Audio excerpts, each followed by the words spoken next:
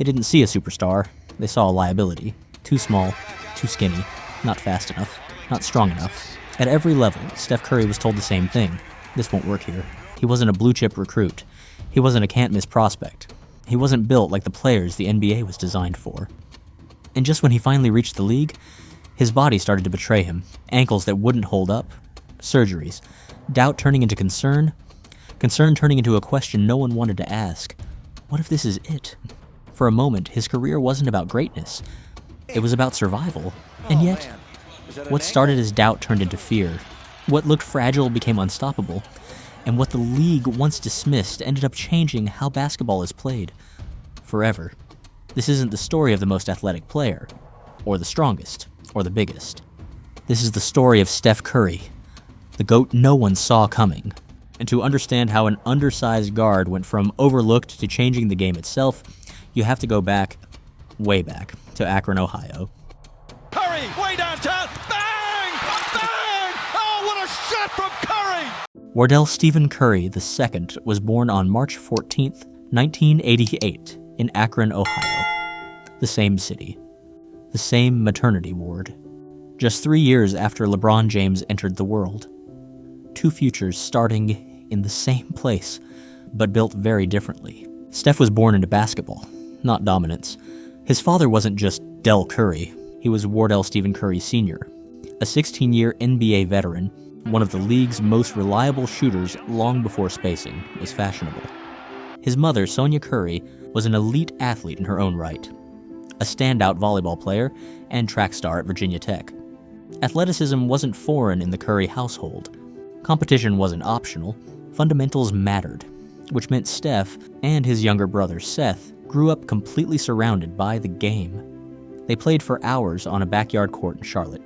No cameras, no hype. Just reps. But their childhood didn't stay in one place. It moved with the league. Utah, Cleveland, Charlotte, Milwaukee, and eventually Toronto. NBA cities, NBA routines, NBA standards. When Del finished his career with the Raptors, the family relocated to Canada. And for Steph, it became something unexpected, a proving ground.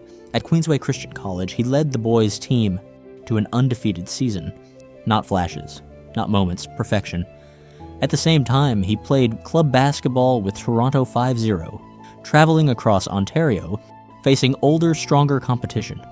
Future pros, bigger guards, more physical games. Steph didn't dominate with size. He dominated with skill. Toronto 5-0 finished 33 and 4th, provincial champions. Then, the league chapter closed. After Del retired, the family moved back to Charlotte, and Steph finally stayed in one place. He enrolled at Charlotte Christian School. And once again, the results followed. All conference, all state, 3 conference titles, 3 state playoff appearances. Different country, different competition. Same outcome. While most kids watched the NBA on television, Steph and Seth watched professionals work up close. They rebounded shots. They studied footwork, spacing, rhythm. They absorbed everything. There are old videos still floating around. 2 undersized kids, a basketball that looks bigger than they are, knocking down shots with a confidence most adults never reach.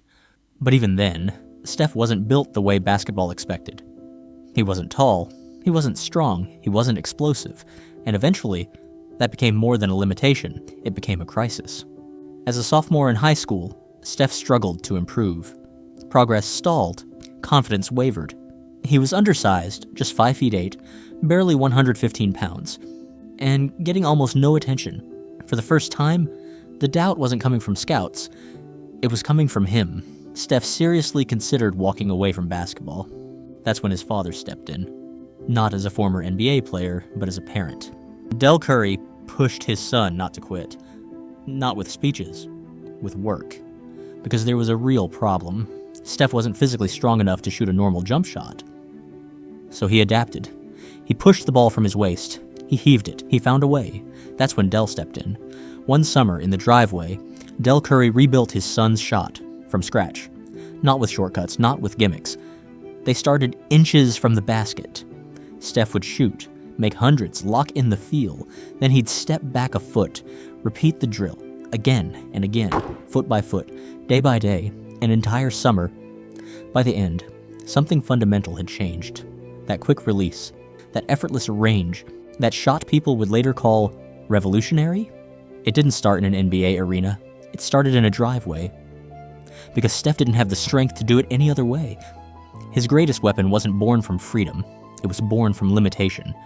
And long before scouts questioned his body, long before defenders tested his range, Steph Curry was already learning the lesson that would define his career. If you aren't built for the game as it is, you find a way to change it. By the time Steph reached high school, the skill was undeniable, the shooting was already elite, the handle was tight, the feel for the game was advanced, but the body still hadn't caught up. He was undersized, light, easy to push around, and for college coaches, that was all that mattered. Recruiting is about projection, what a player might become. And when coaches looked at Steph Curry, they didn't see upside, they saw limits. Too small for a major conference, too slow to defend elite guards, too weak to survive physical play. He scored, he won, he led. But the evaluations never changed. He's skilled, but he can shoot.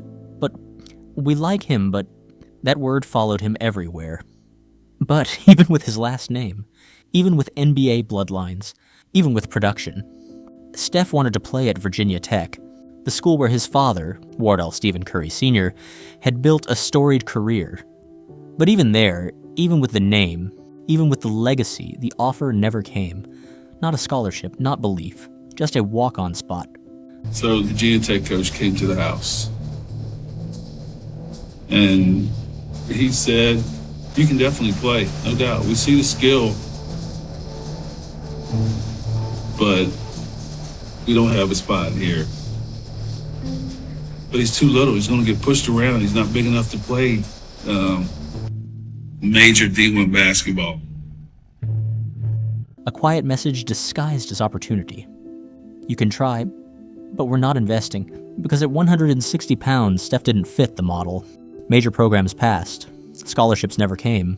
Phone calls stayed quiet. Not because he couldn't play, but because he didn't look like he belonged. Steph wasn't ignored, he was dismissed. This wasn't oversight, it was philosophy. College basketball was built on size, strength, and athleticism. Steph represented none of it. What he represented, touch, range, creativity, off-ball movement, wasn't valued yet, and so he kept hearing the same message. From gym to gym, from coach to coach. You're good, just not for us. The irony? The very thing holding him back, his lack of strength, was what forced him to perfect everything else. While others relied on physical dominance, Steph relied on precision. While others overpowered defenders, he outthought them. And still, the door stayed closed. By the end of the recruiting process, there was no bidding war, no late surge, no change of heart. Just one real opportunity. One school that had watched him closely. Not for months, but for years. Davidson College. They had recruited him aggressively since the 10th grade. They didn't see a silhouette.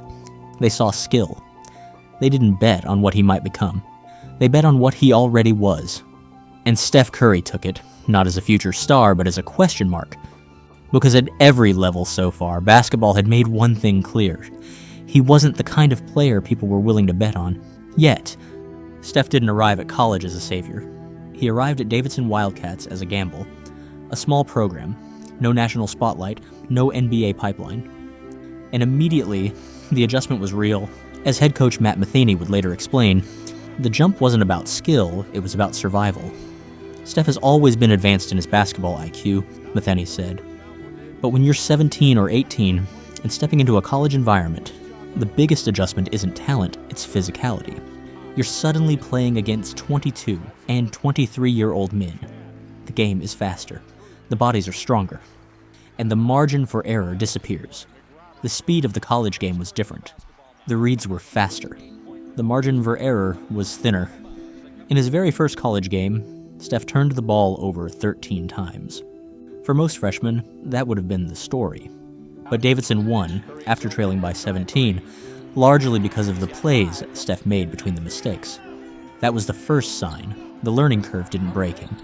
It sharpened him. Then came Game 2. Against University of Michigan, Steph scored 32 points.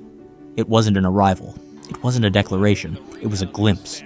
A preview of how quickly he adapted, how fast he learned, how naturally the game made sense to him. His basketball IQ had always been advanced. Now it was catching up to the competition.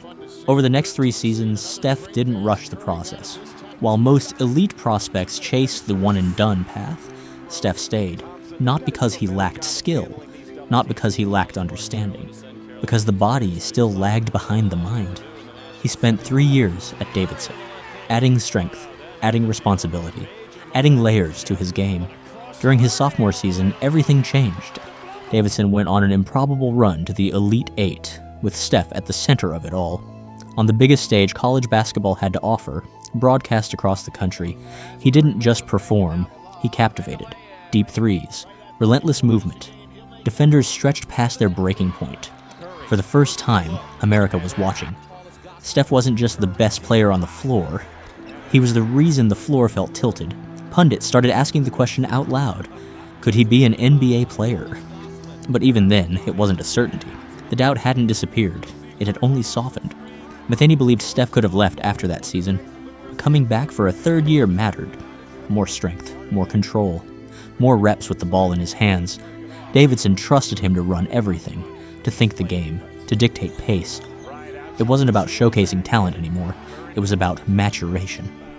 By the time Steph finally left college, he had already done something rare. He had dominated the biggest stage available, and still, questions linger. He took Davidson from a school that nobody talked about to a Cinderella run in the 2008 NCAA tournament that had the entire country watching. After starting as a second-team All-American as a sophomore, he rose to first-team All-American honors. He finished his college career as Davidson's all-time leading scorer. Not bad for a skinny kid nobody thought could survive college basketball.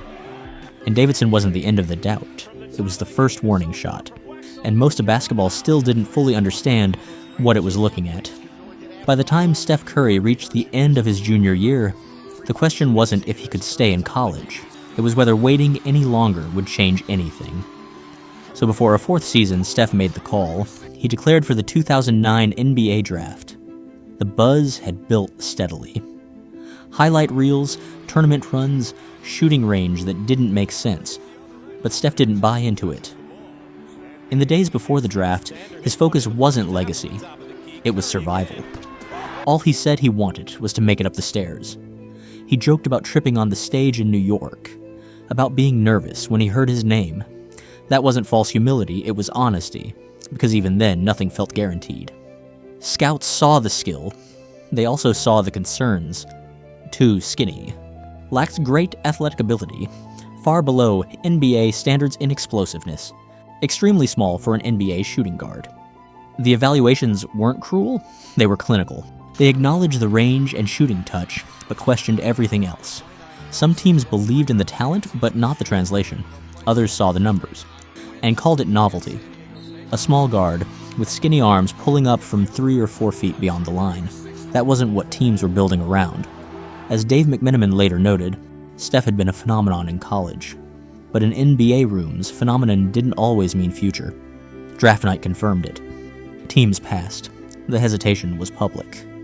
The Minnesota Timberwolves selected Ricky Rubio, then took Johnny Flynn, 2-point guards, and neither was Steph Curry. When his name was finally called, it came without ceremony. 7th overall, chosen by the Golden State Warriors. With the 7th pick in the 2009 NBA Draft, the Golden State Warriors select Stephen Curry from Davidson College. Not as the crown jewel of the draft. Not as the future face of the league. As a calculated risk. Good enough to take. Not safe enough to chase. Draft night didn't validate Steph Curry. It labeled him a shooter, a specialist, a question. And waiting for him in the NBA was a league even bigger, faster, and more unforgiving than anything he had faced before. The NBA didn't ease Steph Curry in, it tested him immediately. The league was faster, stronger, more physical than anything he'd faced before, and his body didn't cooperate. Early in his career, with the Golden State Warriors, the concerned scouts had quietly whispered about became impossible to ignore. His ankles. At first it seemed manageable. A sprain here, a missed game there. Then it kept happening. Left ankle, right ankle, over and over again. Every time he tried to build momentum, his footing failed him. By his second season, the injuries were no longer incidental. They were chronic. Sprains stacked on top of sprains. Rehab turned into routine. Confidence turned into caution. In one stretch, Steph was in and out of the lineup constantly. Never fully healthy, never fully trusted. By the end of the 2010-11 season, surgery became unavoidable. Ligaments in his right ankle had stretched beyond repair. The operation was supposed to fix the problem. It didn't. The following season was worse. The ankle gave out again, then again, then again. Steph tried to play through it, tried to push past it, but eventually, the Warriors had no choice. They shut him down. A second surgery followed, this time to clean out scar tissue and debris from the same ankle. That season, Steph played only 26 games. And with every missed night, the conversation around him shifted. Not how good can he be, but will he ever stay healthy long enough to matter? For a player whose entire game depended on balance, footwork, and constant movement, the ankles weren't just another body part. They were everything. The label hardened, glass ankles. A shooter who couldn't stay on the floor. A talent trapped in a fragile frame. Around the league, the doubts grew louder. How do you build around a player who might not last? How do you invest in someone whose body keeps betraying him? For Steph, this wasn't just a rough stretch. It was a career crossroads. Many players don't survive this phase, especially ones without size, strength, or explosive athleticism to fall back on. Talent can outlast skepticism. Bodies rarely do. Steph Curry wasn't fighting defenders anymore. He was fighting his own durability.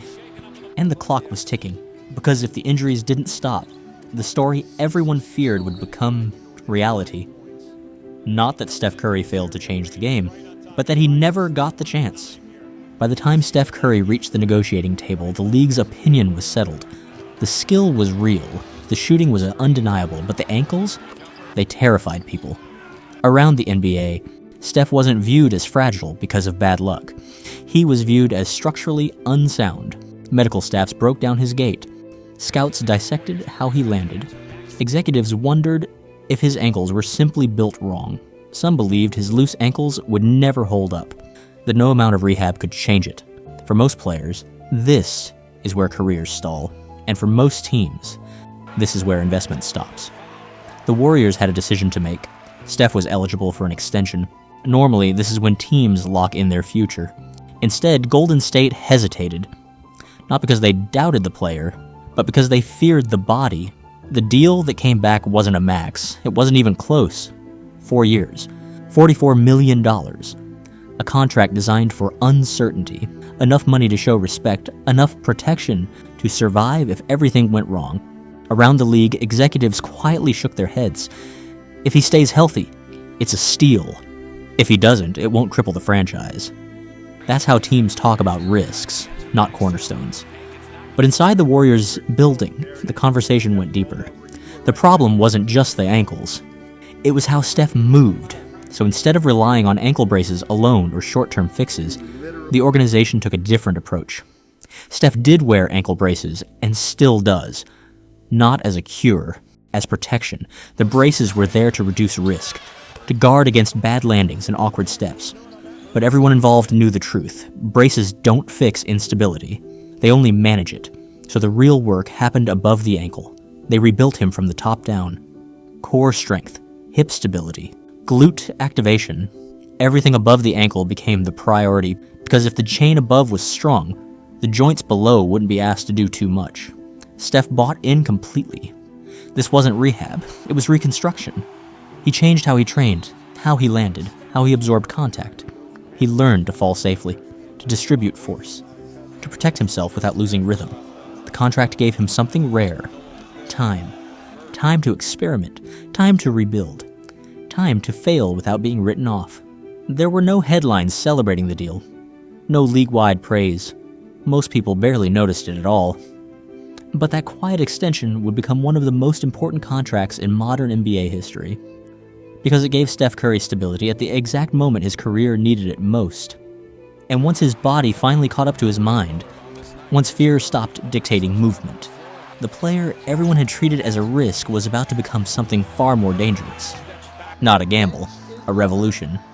Once Steph Curry was healthy, once his body stopped betraying him, something subtle began to happen.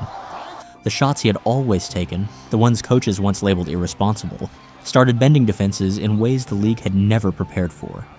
This wasn't just shooting, it was geometry. Steph wasn't stretching the floor, he was breaking it. Shots from the logo, pull-ups in transition, threes off one dribble, two dribbles, no dribbles. Defenses couldn't wait for the screen anymore, they couldn't sag, they couldn't recover, they had to pick him up the moment he crossed half court. And then came the shots that made even his own bench stop reacting. Like this was normal, like that night against the Los Angeles Clippers when Steph split multiple defenders, retreated behind the three-point line and drilled a fading three from the top of the key. Before the ball even touched the net, head coach Steve Kerr had both arms raised in disbelief. Not celebration, but surrender. Because everyone in the building knew something had changed. Curry splits the defense behind the back, fires a three. Oh, he puts it in! What a spectacular! Then there was Oklahoma City. Tie game. Clock winding down. Steph pulled up from near half court. A shot no coach would ever diagram. A shot defenders are taught to live with. The ball hit the glass and dropped. Game over. They do have a timeout. Decide not to use it. Curry, way downtown. Bang! Bang! Oh, what a shot from Curry! What once would have been the worst shot imaginable had become a game winner. And that was the terrifying part. These weren't miracles anymore, they were patterns. Shots that made no sense, except they kept going in. What looked like recklessness was actually inevitability. Defenses couldn't wait for the screen anymore. They couldn't cheat toward the paint, they couldn't recover late. Because distance no longer meant safety. And the moment teams started guarding Steph 30, 35, sometimes 40 feet from the basket, the court cracked open, lanes appeared, rotations collapsed. Help defense arrived too late, or not at all. For the first time, gravity wasn't just a physics term, it was a basketball principle. Steph's shooting didn't just score points, it dictated behavior. Big men were dragged out of the paint, guards panicked at shadows. Defenders sprinted at shooters who didn't even have the ball. Because Steph had taught them something terrifying. You could be beaten by someone who never crossed the three-point line. And here's the part no one expected. This didn't come from elite athleticism, or brute force, or overpowering defenders. It came from repetition, precision, a shot built foot by foot in a driveway out of necessity. The same limitations that once held him back had created the most dangerous weapon the league had ever seen. Within a few seasons, the copycat era began. Kids stopped practicing post moves. Teams stopped ignoring the three. Front offices stopped chasing size alone and started chasing shooting, spacing, and range. The league didn't evolve naturally, it was dragged. By one player who kept taking shots that weren't supposed to work, until the league had no choice but to accept that they did. Steph Curry didn't just make the three-pointer popular, he made it unavoidable. And once those shots stopped feeling shocking, basketball was never going back. The underdog story was supposed to end once Steph Curry changed the game. Instead, that's when the standard changed. In 2015, the Golden State Warriors did what the franchise hadn't done in 4 decades. They won a championship, not with a dominant center, not with isolation-heavy stars, but with movement, spacing, and a pair of generational sharpshooters. They played a style of basketball that defenses didn't yet understand. Steph was the engine, the system, the gravity. And yet even in victory, the doubt found a way to survive. He didn't win Finals MVP. The whispers came immediately. Was this really his team? Was he the best player on the floor? Steph didn't argue. He responded the only way he ever had, by redefining the ceiling. That same season, he won the league's Most Valuable Player award, the first of his career. Recognition, but not closure. The next season, he went further. Steph Curry won MVP again, back-to-back. And this time, the debate didn't just end, it vanished. In 2016, Steph became the first player in NBA history to win MVP by a unanimous vote. Every ballot, no exceptions, no doubt. The Warriors didn't just dominate, they hunted perfection. Night after night, they overwhelmed teams with pace, shooting, and a confidence that bordered on arrogance because it worked. By the end of the regular season, they stood alone. 73 wins, the most in NBA history. A record many thought was untouchable, broken by a team built around a player once considered too small, too fragile, too risky. But the defining moment of that run didn't come in the finals, it came earlier. Down 3-1 in the Western Conference Finals against a big athletic physical opponent led by Kevin Durant and Russell Westbrook, the Oklahoma City Thunder had the size, the athleticism, the momentum. After Game 5, the Warriors looked finished, but they clawed their way back. With Curry dragging defenders farther from the rim than logic or precedent allowed, they completed the comeback. And in doing so, they sent a message the entire league understood. No lead was safe anymore. But the story didn't end there. Curry and the Warriors ultimately fell to LeBron James, Kyrie Irving, and Kevin Love, a Cavaliers team that authored a comeback of its own, erasing a 3-1 deficit to deliver Cleveland its first championship in 52 years. Then came the summer that rewrote the NBA's balance of power. The unimaginable happened. Kevin Durant joined the 73-win Warriors, the very team that had just ended his season, not because Golden State needed saving, but because Steph Curry had made the system undeniable. The irony? Steph made it possible. Financially, too, his earlier 4-year, $44 million extension, once seen as a gamble, gave the Warriors the flexibility to add another superstar. The deal born from doubt became the foundation of a dynasty. Titles followed. Dominance followed. However, in 2019, injuries tore everything apart. Even without Kevin Durant in Game 6 against James Harden and the Houston Rockets, Steph Curry carried Golden State back to the Western Conference Finals. There, they swept the Damian Lillard-led Trailblazers, punching their ticket to a 5th straight NBA Finals. And then everything unraveled. Against Kawhi Leonard and the Toronto Raptors, Golden State was fighting to stay alive when Durant returned in Game 5. 12 minutes later, he tore his Achilles. Late in the same game, Klay Thompson went down. A torn ACL on the biggest stage. The dynasty didn't lose all at once. It cracked, then collapsed. That offseason, Durant was gone. Sent to Brooklyn to team up with Kyrie Irving.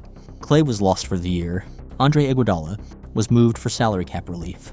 And 5 games into the next season, the final blow landed. Steph Curry broke his hand. The 2019-20 season became a free fall in the standings. And with it, the return of all the old questions. Was it over? Had the run finally ended? And without the super team, was Steph Curry still that guy? Was the run over? Was this just a moment in time? Steph didn't answer right away. He stayed loyal. He waited, and when the roster was young again, overlooked, unproven, when the noise was loudest, he led one more run. In 2022, there was no super team, no shortcuts, no excuses. Klay Thompson fought his way back from 2 devastating leg injuries. Andre Iguodala returned to Golden State as a free agent. The front office flipped D'Angelo Russell for Andrew Wiggins, a move many doubted. Against all odds, Steph Curry carried the Warriors back to the top.